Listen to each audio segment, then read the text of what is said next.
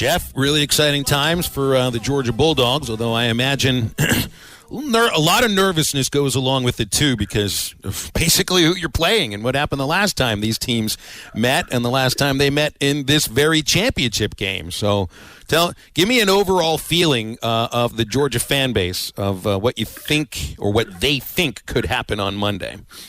No, I think, Phil, you kind of nailed it there, that there's obviously the nerves. It's been 41 years since Georgia's last national championship.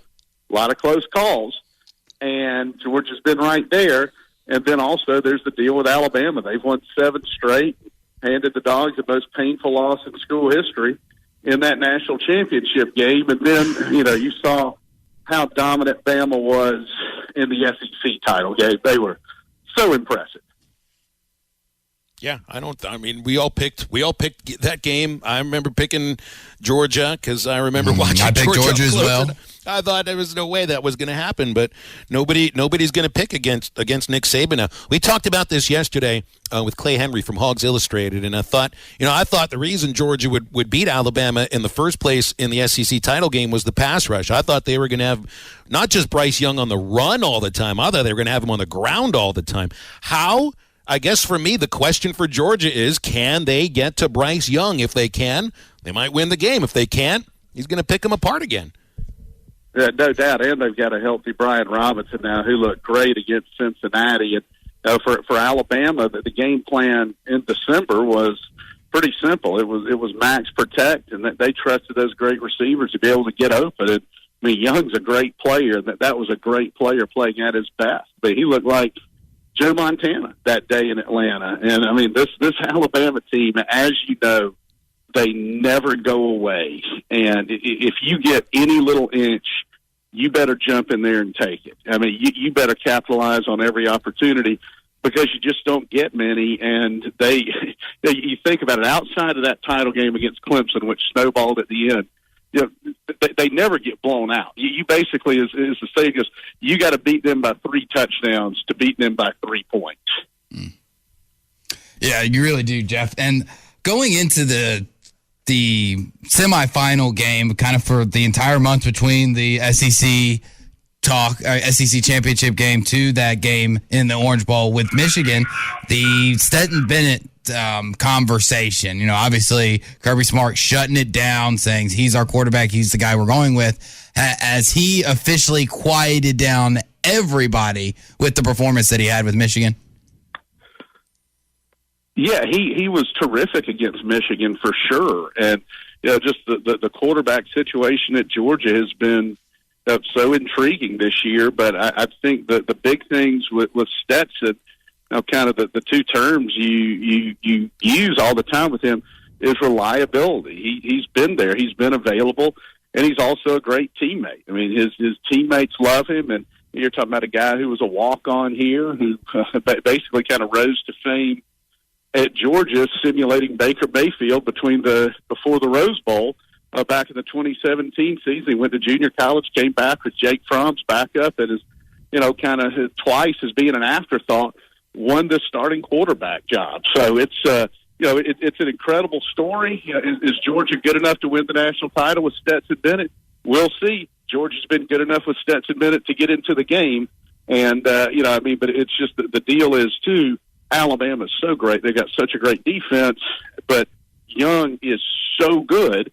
But Stetson Bennett's not playing against Bryce Young. Those 2 quarterbacks are playing against the other team's defenses. Yeah, exactly. It's not like it's a mano-a-mano type of matchup. Quarterbacks don't play against other quarterbacks. And with the semifinals games, obviously we saw Alabama do what they normally do in semifinals games, and they won big against Cincinnati. Georgia won big against Michigan. I don't think anybody expected – I expected Georgia to win. I just didn't expect them to win that much. And it just kind of shows just how much head and shoulders Alabama and Georgia really are. Is there, I know this is kind of diverting away from the national championship on Monday, but is there anybody out there that can legitimately challenge y'all in Alabama? It feels like y'all are just so far ahead of everybody else that it's you two and that's it. And if you're talking about this season, I think Ohio State was in that conversation. I mean, everything came together for Michigan. And no disrespect to Michigan, they've got a terrific team, but I think Georgia would have rather played Michigan than Ohio State. But I do think these two teams really separated themselves. And, for Alabama, they won more close games than they're used to. They played incredible against Georgia. They played incredible against Cincinnati. And for Georgia, it really goes back to that season opener against Clemson. It was interesting, guys. On paper, I said going in, that was the least important game of the year. And you understand that you could lose that, win the rest of them, come back, play them again in the playoffs. But as it turned out, it might have been the most important game of the year just for what it did to this team's confidence. Mm-hmm. And they really took off after that. The rest of the regular season, Georgia won every game by at least 17 points. And, I mean, beat some really good football teams like your Arkansas Razorbacks, like Kentucky. I know Florida and Auburn weren't vintage, but it's still Florida and Auburn. Went into Knoxville and won. So it's been a very special year, and we're just all hopeful that the Dogs can find a way on Monday night because it would mean so much to so many people. I hear this question asked a lot. I wonder about this. I guess it's a matter of expectations for a program, or just you hate feeling like you're always the bridesmaid and never the bride. But, I mean, Kirby Smart is a tremendous football coach and has a terrific program that just about 99% of the rest of college football would like to be. So I hear questions, is he on the hot seat if they don't win the national championship this year? And I just think it's ridiculous to even put those words together. Tell me the temperature around Kirby Smart. I mean, he is beloved at his alma mater. And Georgia has done everything under his watch except win the national championship. And, you could go around, obviously, what Dabo Swinney's done at Clemson's incredible, Ryan Day at Ohio State, but he has undoubtedly proven himself to be one of the 3 or 4 best head coaches in all of college football. But the deal is that while he has taken Georgia to some of the program's highest highs ever, it's coincided with the second half of, let's face it, arguably the most amazing dynasty in the history of college football in a bordering state, the same conference. And we keep running into them and just, hadn't been able to find a way to get over that hump.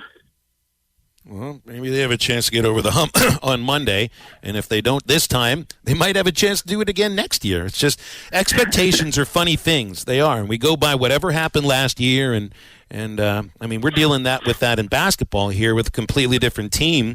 You go to the Elite Eight last year, and now the team has come out of the gates in the SEC schedule and really started to struggle a little bit, and it feels like a lot of people are ready to give up right now. Expectations are really funny things in I was going to say all of sports, but let's just circle in on college sports. Look at Arkansas baseball. You don't get to Omaha, it's an unsuccessful year, even if you were number one for 15 weeks in a row, and I get it. But fans are always left wanting more, aren't they? Yeah, but they are. And that's until you win the whole thing. And then if you win the whole thing, you want to do it again. And then I sometimes think, like, say, for what Alabama's done or with the Patriots when Tom Brady was there, as awesome as that would be for your team to do that, then you start thinking, well, do they, in some ways lose some of the joy that comes with victory? Because you just expect it all the time. And, I would say one thing, it's hard when you get on top to stay on top, but I disagree with that statement that it's harder to stay on top than it is to get to the top. I would take my chances with elite recruiting classes every year and staying on top. It is so difficult to get there, especially in this league, because as we all know, guys, anything can happen on any Saturday. Yeah, Jeff, I'd much prefer the view from atop the mountain than somewhere on the side. But hopefully, and I'll say it right now, I'm rooting for Georgia. I hope they are able to do it this year. And been 41 years since the last national title in Georgia. If y'all do win, how big of a celebration? What does it really mean for the state? Do you make the parade from Dalton to all the way down to Valdosta, or you just keep it in Athens?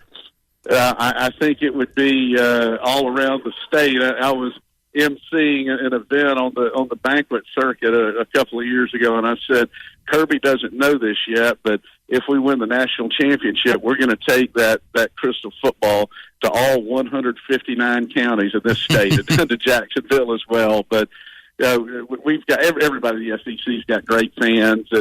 And again, the thing with Georgia is I like to compare it to, if you're talking about a championship drought, to what the Red Sox went through, and that they were so close so many times.